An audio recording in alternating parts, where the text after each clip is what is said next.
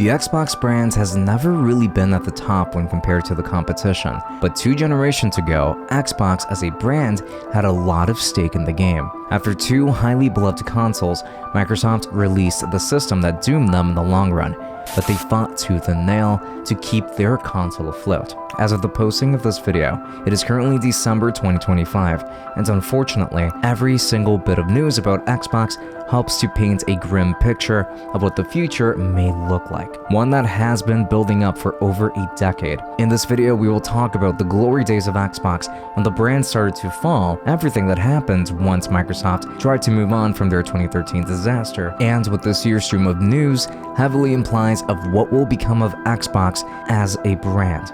This is the rise and fall of Xbox.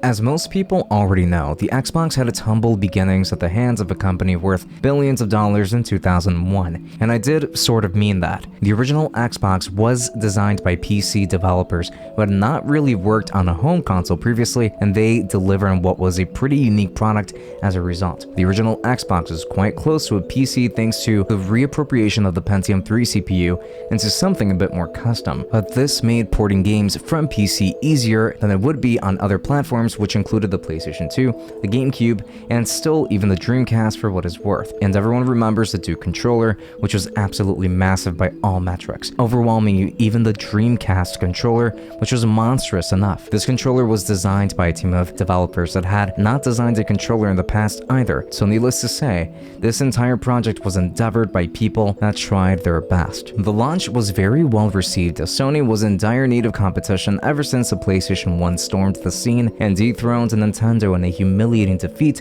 just 1 generation earlier. Microsoft's new console was incredibly interesting, featuring a full hard drive and the ability to play 4-player games locally without any further attachments beyond a few controllers, and it is widely remembered for games like Halo Combat Evolved, Halo 2, Fabled, Jet Set Radio Future, and more. In many ways, the original Xbox showed that it was more powerful than the rest of the competition, as typically ports of games looked and even ran better than they did on other systems for the most part. And massive projects like The Elder Scrolls 3 Morrowind were only possible on the Xbox. Additionally, Microsoft were the only ones to really bring a lot of importance to online console gaming by supporting it into oblivion. Since the very beginning, Microsoft had the best online gaming infrastructure when compared to the rest of the competition, with the introduction of Xbox Live. Even though the original Xbox only sold about 24 million units when compared to Sony's insane 155 million units sold, or 160 million depending on who you ask, there was so much potential that everyone had gleaned from the system. So now we enter 2005 and Microsoft's next generation console launches before anybody else can, the Xbox 360. The system had so much excitement in the build-up to its full announcement and eventual launch, featuring an entirely new design that looks much closer to a PC than a console. Microsoft entirely redesigned their controller, going from a controller that was unwieldy to a controller that was a significant improvement but still needing work, to finally one that feels so much well thought out. The 360 controller is easily the best one from this generation. The 360 sold incredibly well through the months after its launch. However, the public perception started shifting rather quickly once a serious hardware flaw was revealed from their system, the Red Ring of Death, a phenomenon that affected an estimated 80 million Xbox 360 consoles, effectively killing them. Microsoft lost a lot of money as a result of the mishandling of the hardware development, but most of their time this generation was them trying to make up for this by extending the warranty of the system and adding many hardware refreshes. The 360 saw major redesigns, including the Xbox 360 Slim and the 360e, which addressed most of these hardware concerns, and Microsoft even delved into motion controls to compete against the Wii and the PS3's Move controls. The 360 received so much support from Microsoft and many developers alike, causing it to sell so much better than its predecessor and almost being tied with the PlayStation 3 sales-wise. These 2 consoles really made an impact during their respective generations, and most remember them for being genuinely great systems with a major focus on making the gaming experience the best that it can be. However, Microsoft decided to shift the direction of the Xbox for its successor into something entirely different, a decision that would haunt them for life.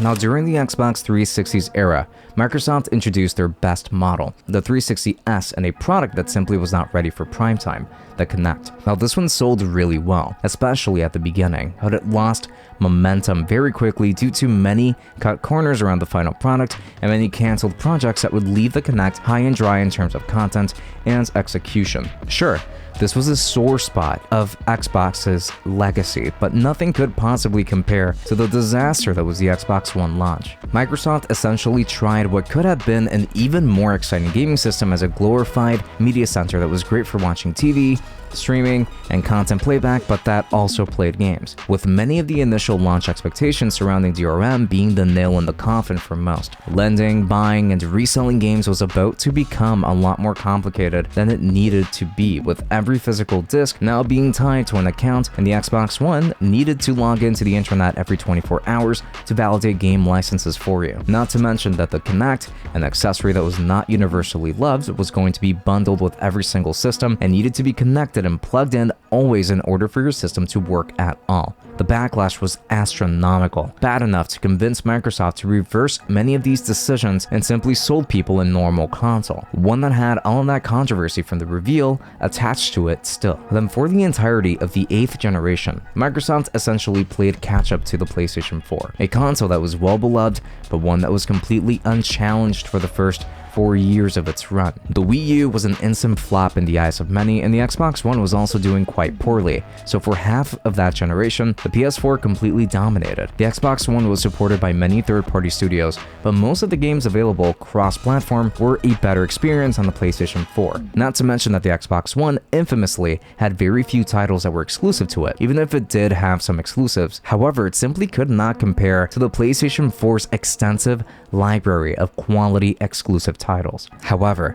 Game Pass was something that many gamers look back on fondly when it comes to this generation. It was a fairly affordable subscription service where you can play a lot of different Xbox games on demand, and you even got access to recent releases from day one. At least a decent amount of games were available this way. This was a huge win for them. Over the course of the generation, there had been multiple changes in leadership within the Xbox division until Phil Spencer became the lead. But with this many rapid changes, it can't easily be said that things were extremely messy this generation. The Xbox One S was a welcome addition that addressed many of the things about the original model that really needed to be refreshed, and the One X offered a staggering performance boost that actually got people's hopes up for what could be done on Xbox. But by the end of this generation, Microsoft only managed to sell 58 million units purely from its attempts to crawl themselves out of the fissure that they created. Meanwhile, the PS4 sold 117 million units. Now, to be fair, Nintendo stormed the scene with the Nintendo Switch, which surprised everyone. This was a very well-supported system that lets you take your games with you. No streaming required whatsoever, everything runs natively. Needless to say, Microsoft had its worst generation yet in terms of public reception, even if this wasn't their worst-selling console. The original Xbox still sold fine considering what it was meant to represent, a test to see if there was genuine interest in Xbox. But Xbox was already a solidified household name, one that lost a ton of power. Then came the launch of its successor in 2020,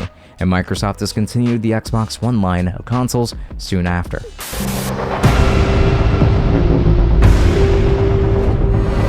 There was a lot of anticipation for the upcoming generation, as developers had already squeezed every little ounce of performance from the 8th generation hardware. Alongside the PS5, launched the Xbox Series X and S consoles. The Series X was Microsoft's flagship system, now being shaped more like a PC and packing in so much power. The reveal trailer for the console itself was rather exciting, because we all looked forward to see Microsoft move on from their blunders with the Xbox One. Many people felt that same sentiment as they went out of their way to support the Xbox around its launch. This was in late 2020, so most people tried very hard to order a Series X or S system online, and of course we can never forget the amount of scalping that took place for almost 2 years after its initial launch. And if you bought yourself an Xbox Series X, then chances are that you were probably pretty happy with it, since games looked absolutely amazing on it, but you still run into the issue of not having enough exclusives. This platform does have games that are exclusive to it, such as Starfield, Gears Tactics, Halo Infinite, South of Midnight, and Flight Simulator, but these are some of the very few actual exclusive titles on this system, some of which you've probably never even heard of until now. The Series S, on the other hand, was a nice entry-level system if you wanted to play 9th generation games, especially since it is smaller, cheaper, and yet still quite capable for the money. This version of the system has a very dedicated fan base around it, considering that you're getting access to next generation titles for cheaper, even if it doesn't perform as well as they do on the Series X. However, for some people, the performance ceiling was reached pretty quickly, and it may not be ideal for all types of games or all types of gamers, but it was certainly a valiant effort, and one that does show that Microsoft reflected on the Xbox One's launch by making a cheaper version of their flagship as to make it easier to join their platform. But just as I said with the games, Microsoft's kept working on Game Pass, which is very important, and many Xbox gamers continued enjoying Game Pass, even to this day. But the output of games specific to the series consoles was few and far between, while PlayStation and Nintendo were getting really fun games. Now granted, the output of games in general has been slower this generation, but the thing is that Microsoft has had it so much worse in my opinion. However, the hardware itself for both consoles was really good, even if these systems simply are not pushing out enough units, more than likely due to the lack of compelling software on the Xbox Series consoles. But 2025 was easily Microsoft's greatest blunder for this generation.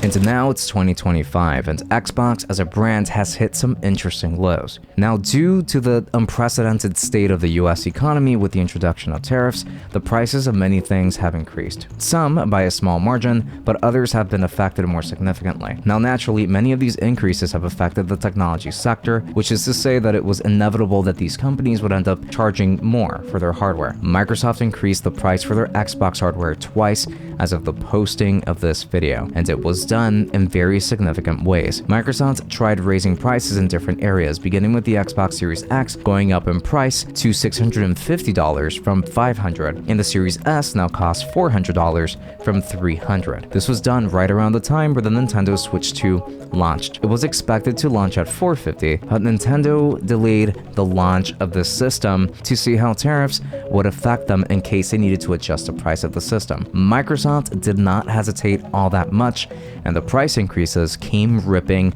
on their hardware. Additionally, the folks over at Xbox were particularly intrigued by Nintendo's extremely bold move to begin charging $80 for base games, and seeing as the game sold pretty well, when it comes to Mario Kart at least, they thought to do the exact same thing for their own games moving forward, mentioning that it was due to rising development costs. They tried doing this with the Outer Worlds too, but they quickly reversed this decision when it affected their sales directly. And then later into the year, Microsoft raised prices on the hardware once more, causing their highest capacity model Xbox Series X to cost even more than the PS5 Pro, $800 on the Series X versus $750 for the PS5 Pro. However, one price increase that shocked everyone was surrounding Game Pass. Xbox's best tier went from $20 per month to $30 per month. The one feature that made the Xbox One a decent competitor to the PS4 now felt like it was just an additional high charge just to make the most out of the Series X and S consoles. Many of these price increases are due to the insane rise in prices in specific chips required for many SSDs and especially RAM. The cost of the memory skyrocketed quite recently too, with it becoming almost as expensive as some pretty powerful CPUs depending on the kit that you want. Even just 64 gigabytes of DDR5 RAM can cost you close to $550. You can still buy a PS5 for that much money. Many sources report that this is due to many companies buying a lot of memory for AI-related projects, which is causing them to be in short supply. Others say that it's because the manufacturers who create components that go into RAM are focusing on creating chips specifically for AI tasks, which is just leading to less production overall. Regardless of the matter, being a gamer is extremely expensive in 2025, and while I'm sure that Microsoft didn't have much of a choice when raising prices, the way that the increases came about was also a major problem. Instead of waiting to see how things shaped up worldwide, Microsoft raised prices preemptively, literally as soon as they could. just to have to raise them again a few months later. But there are even reports that Microsoft will more than likely raise prices on Xbox hardware again for the third time. Other companies like Sony and Nintendo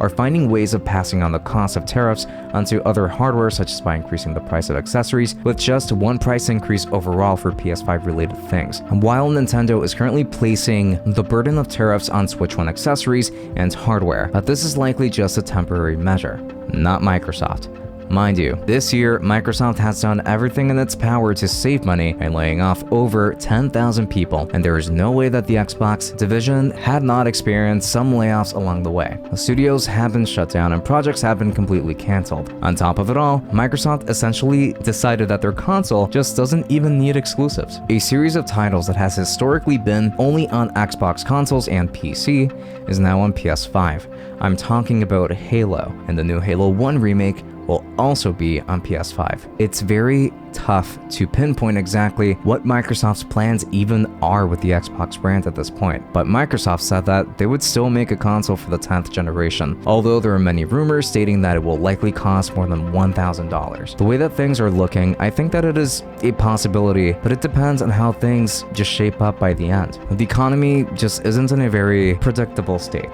The Microsoft's most interesting launch for this year of a system that I'm surprised even received more attention than it got was that of the ROG Xbox Ally. This is essentially an ROG Ally X, a handheld gaming PC, but it has Xbox rebranding, and this is probably one of the most disappointing releases for me. Not just because of the price tiers being $600 or $1,000, but it's because it feels like just a rebrand of a system that most people won't even touch since this market is so niche. The problem with Xbox in 2025 is that it's either extremely boring due to the lack of interesting releases or just completely outrageous because of the choices that they've made. As a former Xbox gamer, I can't even pretend to know what exactly will become of the Xbox brand, but one thing is for sure, it is heading downhill very quickly and nothing is really being done to prevent that. The Xbox brand has really lost the vast majority of its staying power brought upon from having such a recognizable name. It is merely a shell of what it used to be,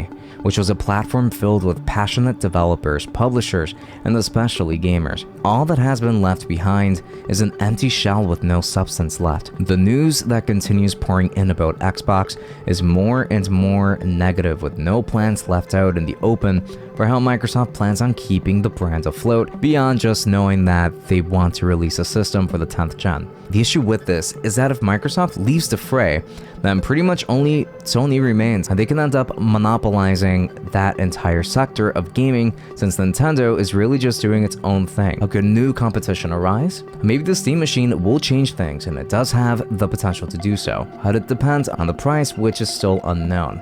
Otherwise, will Microsoft make the ultimate comeback with their 10th generation system around 2027 or 2028? I guess I will cross that bridge when we get there. But my hopes have been buried, never to be brought to light again.